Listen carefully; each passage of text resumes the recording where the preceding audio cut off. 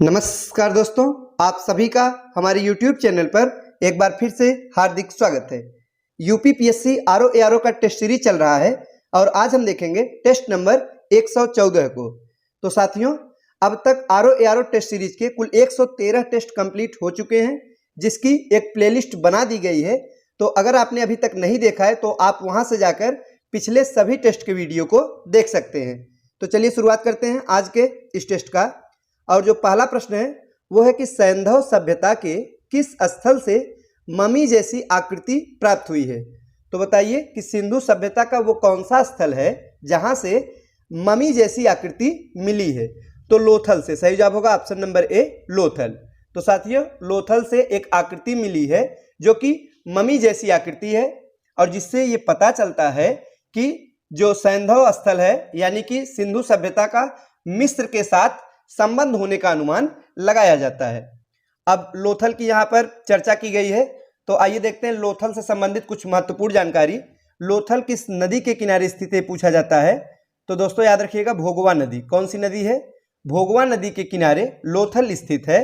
और राज्य कौन सा है? तो वो है गुजरात। याद रखिएगा, लोथल गुजरात राज्य में स्थित एक सैंधवपुरा स्थल है जो कि भोगवा नदी के तट पर स्थित है। और लोथल सिंधु सभ्यता का एकमात्र बंदरगाह भी था, इसे भी याद रखिएगा। कभी कभी बंदरगाह न दे के पत्तन नगर पूछा जाता है, तो सिंधु सभ्यता का पत्तन नगर कौन सा था? तो लोथल ही था।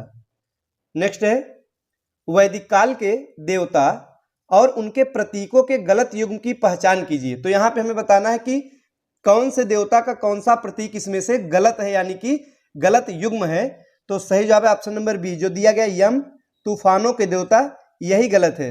तो दोस्तों सही क्या होना चाहिए? यहाँ पे तूफानों के देवता मरुत होना चाहिए। तो वैदिक काल में मरुत को तूफानों का देवता कहा गया है, न कि यम को।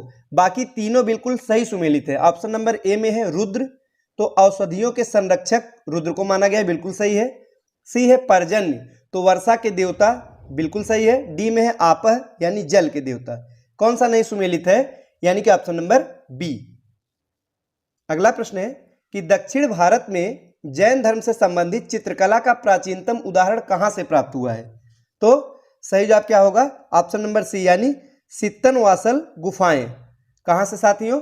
तो दक्षिण भारत में जो जैन चित्रकला का सबसे प्राचीनतम उदाहरण मिलता है वो तमिलनाडु में एक सित्तनवासल की गुफा है, यहीं से प्राप्त होता है, जिसे कि पल्लव नरेश महेंद्र वर्मन ने बनवाया था। किसने बनवाया था? महेंद्र वर्मन, जो कि पल्लव शासक थे। अगला प्रश्न है कि निम्नलिखित कथनों पर विचार कीजिए। तो दो कथन दिया गया है, तो हमें बताना है इसमें से सही और गलत कथन कौन सा है, यही पहचान करना है। पहला है कि महाजनपद काल में उत्तरी कोसल की राजधानी श्रावस्ती थी और दक्षिण कोसल की राजधानी कुशावती थी। पहला कथन तो बिल्कुल सही है। तो जो महाजनपद काल में कोसल है उसकी दो राजधानियां, एक उत्तरी कोसल जिसकी राजधानी थी श्रावस्ती और दक्षिण कोसल की राजधानी थी कुशावती। पहला वाला सही हो जाएगा। दूसरा है कि अविमुक्त क्षेत्र अभिधान संगम तट पर स्थित प्रयागराज को कहा जाता था। यह गलत है। जो अविमुक्त क्षेत्र अभिधान है यह काशी यानी कि वाराणसी को कहा जाता था, न कि प्रयागराज को। तो कौन सा सही है? पहला सही है। गलत कौन सा है? दूसरा। तो सही जवाब क्या होगा? ऑप्शन नंबर ए, यानी कथन एक सही है। केवल जो पहला है वही कथन हमारा बिल्कुल सही है। नेक्स्ट है कि किस सम्राट को द्वितीय अशोक भी कहा जाता है। महत्वपूर्ण प्रश्न है। बताइए कि द्वितीय अशोक यह किस सम्राट को कहा जाता है। तो कनिष्क प्रथम को। सही जवाब होगा ऑप्शन नंबर ए। जो कनिष्क हैं कुषाण वंश के एक महानतम शासक थे और 23 वर्षों तक कनिष्क ने राज किया था। कितने सालों तक? 23 सालों तक राज किया था। और कनिष्क को देवपुत्र, द्वितीय अशोक इत्यादि कहा जाता है। तो याद रखिएगा साथियों, जो द्वितीय अशोक है यह किसका उपनाम है? तो कनिष्क को ही द्वितीय अशोक यानी दूसरे अशोक के रूप में जाना जाता था। आइए देखते हैं अगला प्रश्न कि प्रयाग प्रशस्ति अभिलेख को सर्वप्रथम किस विद्वान ने पढ़ा था। तो जो प्रयाग प्रशस्ति अभिलेख है इसे जो सर्वप्रथम पढ़ने का कार्य है वो कैप्टन ए ड्रायर द्वारा किया गया था। सही जवाब है ऑप्शन नंबर सी। और यह अभिलेख तो किस राजा के बारे में इसमें उल्लेख मिलता है? तो समुद्रगुप्त, जो गुप्त वंशी राजा समुद्रगुप्त हैं उनकी शौर्य गाथा है प्रयाग प्रशस्ति में, जो कि हरिशेर द्वारा लिखी गई है। किसके द्वारा? हरिशेर द्वारा लिखा गया है। इसकी लिपि ब्राह्मी है, भाषा संस्कृत है और शैली है चंपू, और इसमें समुद्रगुप्त के बारे में वर्णन मिलता है।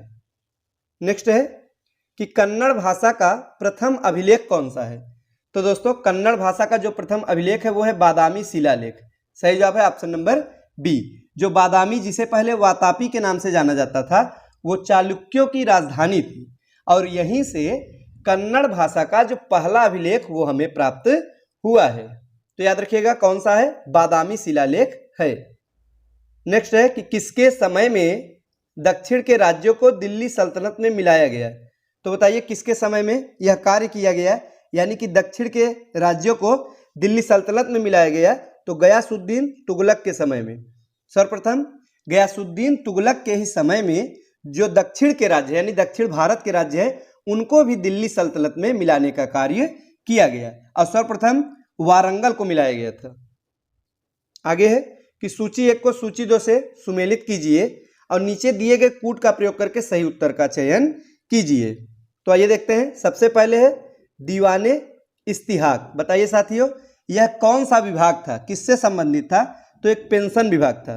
कौन सा विभाग था, दीवाने इस्तिहाक। यह फिरोज शाह तुगलक द्वारा स्थापित था, एक पेंशन विभाग था। तो किसने स्थापना करवाया था, फिरोज शाह तुगलक ने स्थापना करवाया था। बी में है दीवाने वकूफ। तो बताइए ये क्या है।